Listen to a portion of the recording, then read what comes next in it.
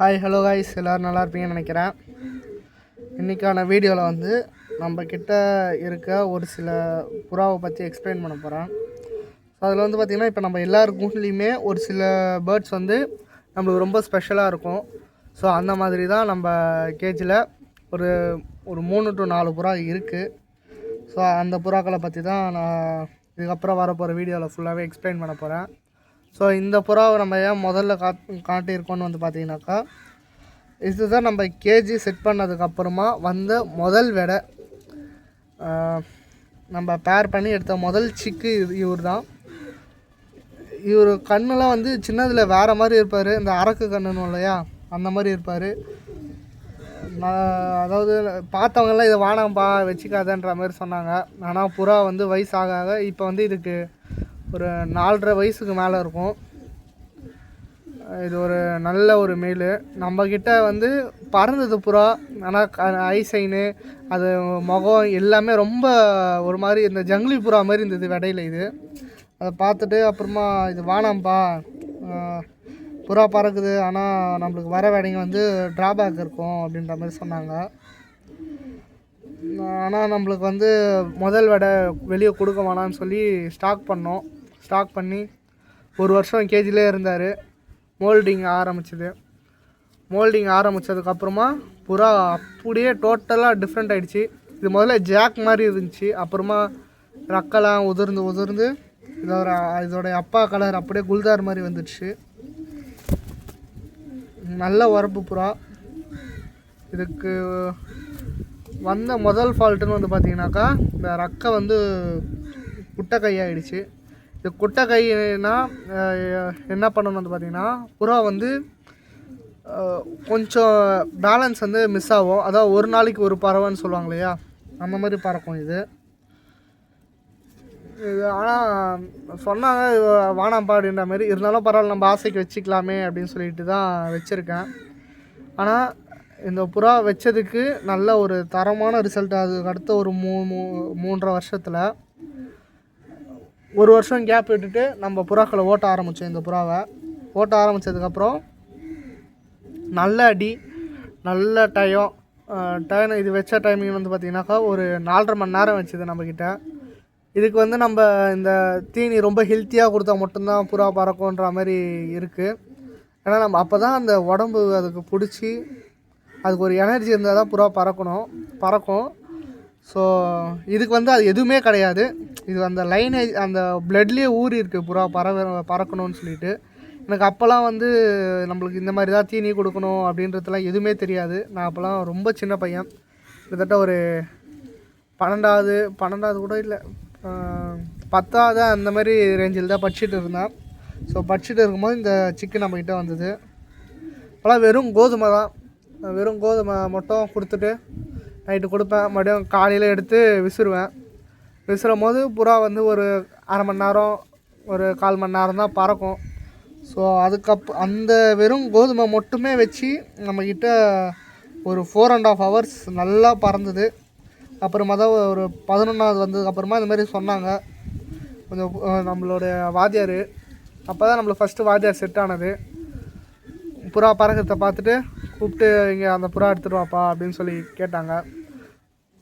கேட்டு அவர்கிட்ட எடுத்துன்னு போய் காமிச்சு, அதுக்கப்புறம் ஓகேப்பா இது புறா நல்லா பறக்குது, வெளியே கொடுத்துடாத, நம்ம ஜதை பண்ணலாம் அப்படின்னு சொன்னாங்க. சரி சொல்லிட்டு அப்படியே ரெக்கை வெட்டி போட்டாச்சு. ஏன்னா இதோடைய அடி வந்து நல்லா தரமான அடி. பெல்ட்டி அடிக்குதுனாக்கா அந்த கிளாப் சாத்தோன்னு சொல்லுவாங்க இல்லையா, அது நல்லா ரொம்ப அதிகமாக கேட்கும். நல்லா இழுப்பு புறா செம்ம இழுத்து அடிக்கும். புறா வேறு எதுனா புறா கிட்ட வந்துடுச்சுனாலே இவர் அடிக்க ஆரம்பிச்சிடுவார். புறா எதனா கண்ணில் மாட்டிச்சுனாலே. அதேமாரி இவன் ரொம்ப குசும்புக்காரன். இப்போ கீழே நம்ம கேஜியில் எதனா ஒரு ஃபீமேலு எதனா ஒரு மேலு குமாளிச்சுட்டு இருக்குது அப்படின்னாக்கா எங்கே இருந்தாலும் சல்லுன்னு கீழே இறங்கிடுவான். அது ஒரு ட்ராபேக் இருக்குது இவன்கிட்ட. கீழே புறா பார்த்தானா கரெக்டாக வந்து இறங்கிடுவான். ஆனால் நல்லா அறிவான புறா. இது வரைக்கும் ஒரு 4 அட்டெம்ப்ட்டு கிட்ட பைரிங் கிட்ட இதுவாக இருக்குது. நம்மளுடைய பழைய சேனலில் வந்து இருக்கும். ஆனால் இப்போ அந்த சேனல் இல்லை நம்மக்கிட்ட. அதில் நம்ம பழைய சப்ஸ்கிரைபர்ஸ் எல்லாருக்குமே தெரியும், இந்த புறாக்கு இந்த ஜாயிண்ட் வருது இல்லையா, இந்த டெய்லுக்கும் இடுப்புக்கும் வர அந்த ஜாயிண்ட் இது ஃபுல்லாகவே அப்படியே கிழிஞ்சு போச்சு. இவ்வளோ பெருசு ஃபுல்லாகவே கிழிஞ்சிருச்சு பயிரி அடித்து. அந்த மாதிரி ஒரு 3 அட்டம்ப்ட்டு. ஒரு அட்டம்ப்டில் வந்து இந்த நெஞ்சு இருக்கு இல்லையா, இந்த இடத்துல கிழிஞ்சு வந்தது, இந்த இடம் அப்படியே கிழிஞ்சு வந்தது. ஸோ அதுக்கெலாம் மெடிசன் கொடுத்து ரெடி பண்ணி புறா வச்சதுக்கு புறா நல்லா பர்ஃபார்மன்ஸும் இருக்குது. இதுக்கிட்ட வர சிக்ஸுமே நல்லா ஓவர் அடியில் வரும். நம்ம வந்து அடி ஃபீமேலில் அடி இல்லை அப்படின்னாலும் இந்த மேலில் போட்டோம்னா நல்ல ஒரு அடி கிடைக்கும் நம்மளுக்கு. ஸோ அதில் வந்து இந்த புறா ரொம்ப கேரண்டி, நல்ல ஒரு புறா. இப்போ இதுக்கு தான் வேறு ஒரு ஃபீமேல் நல்லா பறவை லைனில் இருக்க மாதிரி ஒரு ஃபீமேல் தேடிட்டுருக்கேன். ஸோ கிடச்ச உடனே இந்த வாட்டி இவரை ஜதை பண்ணிவிடுவோம். ஸோ இதுக்கு அடுத்து வந்து பார்த்திங்கனாக்கா இவருடைய ஃப்ரெண்டுங்க இருக்காங்க. ஃப்ரெண்டெலாம் நீங்கள் பார்த்துருப்பீங்க போன வீடியோவில், அவங்க தான். இது வந்து எப்படி பறக்கும்னாக்கா, இது கூட ஒரு 4 ஃப்ரெண்ட்ஸ் இருக்காங்க. இதோடைய தம்பிங்க தான். இதோடைய ஒன்று மட்டும் இதோட தம்பி, மீதிலாம் வந்து வேறு ஒரு லைனில் இருந்த போகிறாங்க. இந்த ஒரு 4 பேர் சேர்ந்தோம்னாக்கா உருப்பிடாமல் போவாங்கன்னுவாங்க இல்லையா, அதேமாரி தான். 4 பேர் சேர்ந்தானுங்கனாக்கா சுத்தமாக பறக்க மாட்டானுங்க. மாற்றி இவன் உக்காந்தானாக்கா அவன் உக்காருவான், அந்த மாதிரி மாறி உக்காஞ்சிட்டே இருப்பானுங்க சித்திரி மேலே.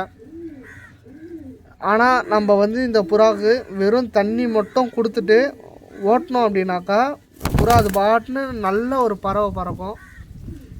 அது நிற்கிற ஸ்டைலில் உங்களுக்கு பார்த்தீங்கனாலே தெரியும். அதுமாதிரி ஒன்று பார்த்தீங்கன்னாக்கா இவன் டபுள் பாடி மாரி தான் தெரியவான், ஆனால் சிங்கிள் பாடி புறா தான். உங்களுக்கு பார்க்க தான் இவ்வளோ பெருசாக இருக்கான். அப்படியே ரொம்ப சாஃப்ட்டு. ஆனால் உரப்பு ரொம்ப அதிகம். வெறும் ஒரு கள்ளி நம்ம மொனரக்கை இருக்கு இல்லையா, அது ஒரு கள்ளி இருந்தாலே இவன் பட்டுன்னு அடிச்சுன்னு ஏறிடுவான். அடி ஓவர் அடி, பயங்கரமான ஓவர் அடி. புறா ஓவர் அடியில் இருந்தாலுமே புறா கரெக்டாக ஏறிச்சுன்னா அது கரெக்டாக அந்த டைமுக்கெலாம் வந்து ஃபினிஷ் ஆகிடும்.